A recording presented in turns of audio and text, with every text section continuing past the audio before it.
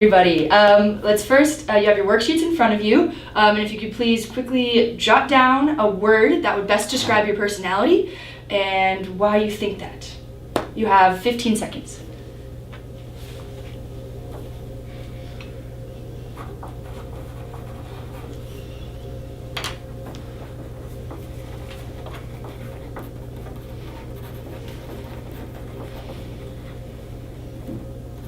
When you're done, you can just look up.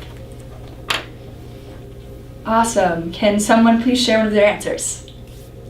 Yes, Ian. I said fun, Why? because I like to live in the moment and do whatever I please. Great. And if someone were to describe you, how would they be able to explain that you're fun in different words? I would say that I'm spontaneous, I guess. So yeah. Okay, great. Does someone else want to give an answer real quick? I said compassionate. Okay, and kind of the same question. If someone could explain about you, or explain who you are, how would they explain that? My friends always tell me I'm a good listener, so I think that goes in with compassionate, that, by listening you show that you care about somebody. Okay, very cool. Emma, can you possibly read the first objective we have for today? Define key character traits. Okay, Ian, could you read the second one? Hypothesize character traits based on word choices and dialogue. Cool. So the reason why we just did that first exercise was so we could start thinking about why we use certain words to describe certain people. In a lot of fiction writing, different characters have different personalities, and the author has to use different words to be able to explain who this character is. And we're going to specifically be focusing on dialogue and how each character is speaking, and how they have a different tone to their voice when they're saying different lines. So we're going to first look from the Harry Potter from the Prisoner of Azkaban. We're going to first look at a piece of dialogue from Professor McGonagall. Would someone like to volunteer to read this for us out loud? Yes, Emma. You can't know that, Potter, said Professor McGonagall quite kindly. Not until you've flown it at any rate, and I'm afraid that is out of the question until we are certain that it has not been tampered with. I shall keep you informed. Awesome, thank you. So when I read this piece of dialogue, two parts of the dialogue kind of stuck out to me to explain what type of person Professor McGonagall is. So those parts are, I'm afraid that it's out of the question, right here. And the part that says, I shall keep you informed. Now the reason why I picked these two parts is they seem very fancy and very proper, right? I'm afraid that's out of the question. It's a very authoritarian way of speaking. Like she is older than Harry and she's telling him what to do. And another line that kind of struck out to me was, I shall. That's a very kind of old time style of talking, which gave me kind of a hint that Professor McGonagall, even she is a professor, is a much older lady and is very much in charge in the school.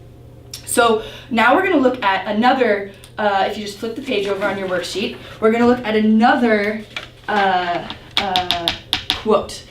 Would anyone like to read? Thank you. Now, first things you gotta know about hippogriffs is they're proud, said Hagrid. Easily offended hippogriffs are. Don't ever insult one, because it might be the last thing you do. Great. Does anyone see any words that may pop out that may give you ideas of what type of person Hagrid is? Yeah. I would say that a lot of the words that he uses are either not completed, like first and about. Like he doesn't complete his words. Maybe he's trying to he has to be relatable. I don't know. I don't know. That's what I was getting out of it. Great. One more, maybe, possibly? Yeah. Well, yeah, I was just going to say that Hagrid doesn't sound as educated as Professor McGonagall, and that could be because he didn't finish his school. Okay, great. Those are really great examples. Now for the last one, we're going to have you do it on your own, and I'll give you a quick 5 seconds for you to read it over by yourself. Think of an answer, and then we'll wrap up the class.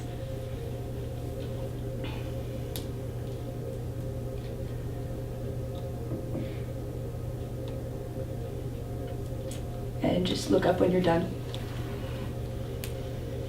Great.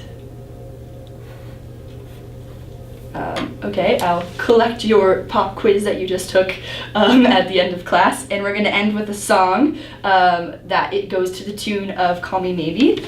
So here is the lyrics, and you can keep them if you'd like.